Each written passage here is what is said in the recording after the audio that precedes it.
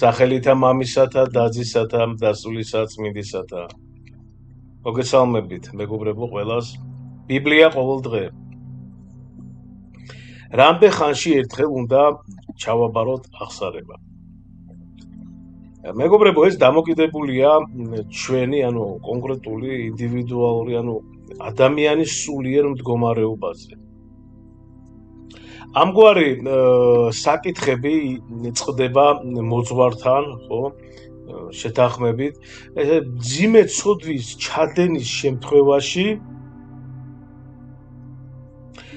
საჭიროა, რაც შეიძლება სწრაფად მალევე, ესე იგი, წავიდეთ და ესე იგი ჩავაბაროთ, თქვათ, აღსარება, ხო, მოვინანიოთ.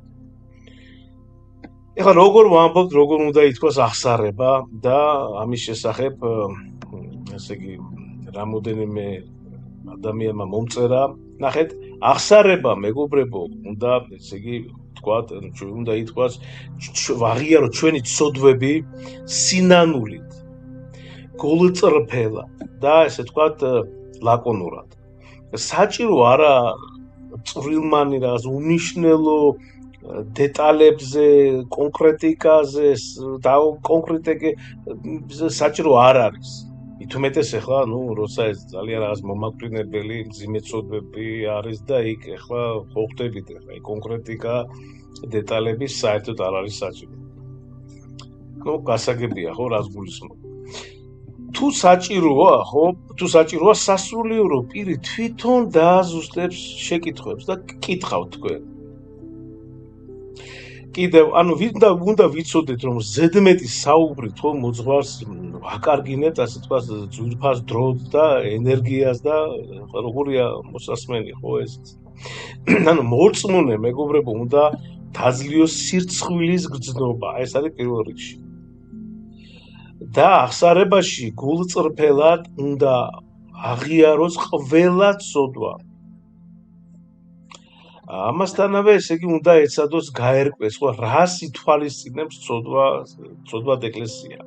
წმინდა ეფრემ ასური გვასწავლის.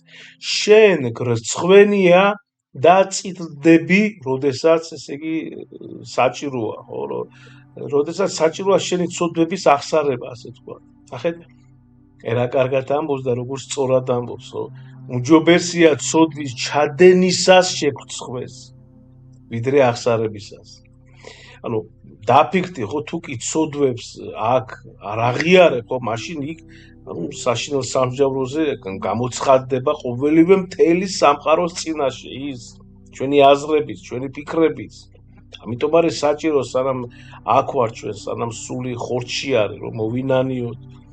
ისე კი არა, რომ ესე იგი დღეს რაღაცა დავწერთ იქ ფურცელზე და აჰა, მამაო, შენ წაიკითხე და მე მანამდე იქ შევალ მარკეტში რაღაცებს ვიყიდი და მე გამოვივლი და შენდომის ლოცვა წამიკითხე. ეგრე არ არის. კი ბატონო, შეიძლება ესეთი ფორმით, რომ დავწეროთ, წერთ იმ შემთხვევაში, ეხლა იმიტომ რომ არ დაგვავიწყდეს, ხო, მაგრამ პირველ რიგში სინანულია საჭირო და გული, ხო, უფალი გულს უყურებს პირველ რიგში. და რა თქმა უნდა, ყველაზე მთავარი რომ არ გავიმეოროთ ის ცოდვები, ხო. გასაგებია და მესმის რომ ადამიანები ჩვენ ძალიან სუსტები ვართ, მაგრამ ეს არ უნდა იყოს იმის თქვა საწინდარი, რომ აი მე სუსტი ვარ, უფალო და ესე იგი მე არ შემიძლია რომ შეცოდო და ეს გასაგები ეს არ უნდა იყოს, მაგრამ ჩვენ და ვებრძოლოთ. და როდესაც დაინახავს უფალი ჩვენ ბრძოლას, ჩვენ რომ ვეცდებით, რომ გამოვსწორდეთ, რაღაცა თქვა შევიტანოთ წვლილი თუნდაც ჩვენი გამოსწორების თქვა გზაზე დავდგეთ, ხო? უფალი დაინახავს ამას და მოვა, ჩვენთან მოვა და დაგვეხმარება, შეგვეწევა. უფალი დაინახავს იმას, რომ შენ ესე იგი ცდილობ.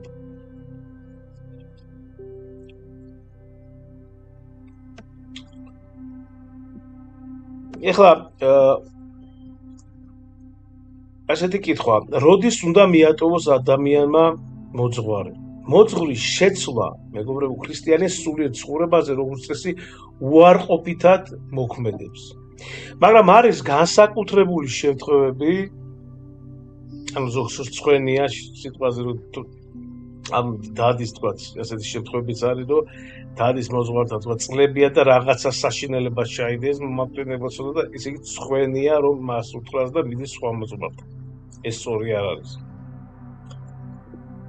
მაგრამ როგორც ზემოთ აღნიშნეთ, ხო, არის განსაკუთრებული რაღაც ნიშნები, შემთხვევები უпростоრად, როცა ამის გაკეთება უცილებელია, როცა რომ ტოვებსა და როდესაც დატოვს ადამიანი მოძღვარი, როცა მოძღვარი იწყებს რაღაც წვალებლური სწავლების ან ქრისტიანული ცნებების საწინააღმდეგო ქადაგებას, როცა ის თავისი საქციელით ან სწავლებით, ესე ვთქვათ, სულიერ შვილებს რაიმე ცოდვისკენ უბიძგებს.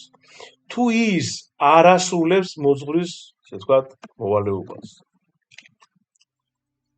მეგობრებო, ყველამ უნდა ვიცოდეთ, რომ არ არსებობს ცუდი მოძღვარი და ესე იგი კარგი მოძღვარი, არა, ხო? ყველა, ასე ვთქვათ, ცუდი ხა ბჭყალი, ანუ ყველა მოძღვარს, ყველა მოდელს აქვს ერთი მადლი. განკითხვის უფლება ჩვენ რა თქმა უნდა არ გვაქვს, არავისი, არა მარტო სასულიერო პირის და ერთი რამ მინდა, თქვა, აღნიშნო თქვა, რომ რაც შეიძლება მეტი ჩააბარეთ, ბევრჯერ ჩააბარეთ აღსარება, რაც შეიძლება ესე იგი ბევრჯერ ეზიარეთ და ჩვენ უნდა ვიცოდეთ, რომ ჩვენ არ ვაბარებთ აღსარებას ადამიანს, ამ შემთხვევაში მღვდელს. მღვდელი არის უბრალოდ, ვთქვათ, მოწმე. ჩვენ იქ, რა თქმა უნდა, უხილავად ყოფება და არის უფალი ჩვენი იესო ქრისტე. და უნდა ვიცოდეთ ჩვენ არა ადამიანს მღვდელს ვაბარებთ აღსარებას, ჩვენ ვაბარებთ ქრისტეს. ეხლა ესეთი შემთხვევები, რომ რატო ვაბარებთ ჩვენ ღმერთმა, ხო ისედაც იცის ყველაფერი, ამაზე თვალსწრები მაქვს მე ვიდეო ჩაწერილი, თუ არა და თუ იქნება დიდი სურვილი ჩავწერ ამაზეც, მაგრამ ჩვენ უნდა ვიცოდეთ, ერთი რამ არის, რომ თვით უფალმა დაადგინა აღსარების საიდუმლო, ასე ვთქვათ, ასოთ რო ეუბნება მათი სახარებაში, სადაც შეკრავ დედამიწაზე, შეკრული იქნება ცაზეო. წაშიც, ანუ ისაც მიუტევებთ, იეტევებაო. და ეს შემდეგ აესე მოციქულები, შემდეგ დიაკვნები, ეპისკოპოსები, პატრიარქები, მღვდლები და დღემდე მოვიდა მღვდელს, ესე იგი, აქვს ჩვენ როდესაც მივდივართ და ესე იგი აღიარებთ ჩვენ ცოდვებს, შემდეგ ულარი ქვია, როდესაც სასულიერო პირს, ესე იგი, აქვს ულარი, მის გარეშე მას არ შეუძლია არც ერთი საიდუმლო, ესე იგი, აღავლინოს და შემდეგ ულარს თავზე გადაგაბარებთ, ვისაც არ ჩაუბარებია ჯერ აღსარება არასდროს, მათ გასაგონად ვამბობ, გადაგაბარებთ და წაგიკითხავთ შენდობის ლოცვას. ამის შემდეგ უნდა თუ მოგცემთ ისეთი კურთხევას მამაო, შემდეგ ეზიარებთ.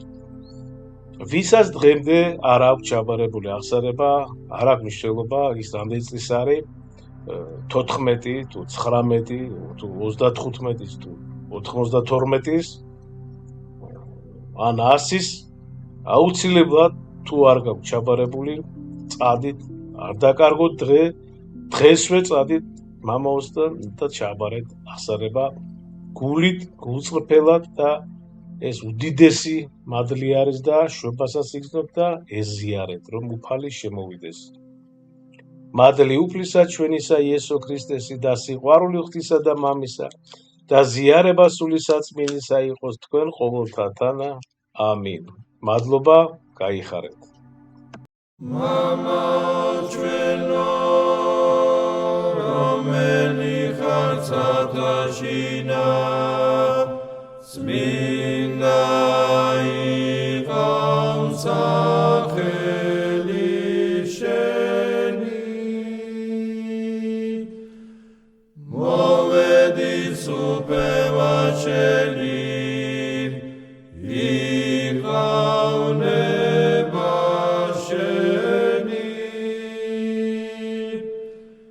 ვითარცა ცათაშინა ეგრეცა ქვეყანასაწედა, პური ჩვენი არსობიცა მომეცდა.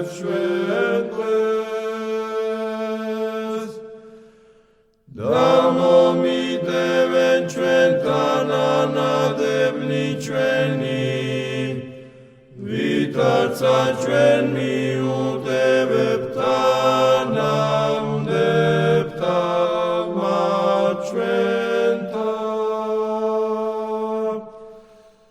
და ნუ შემიყვანებ ჩვენ განსაცდელსა არამედ მიხსენ ჩვენ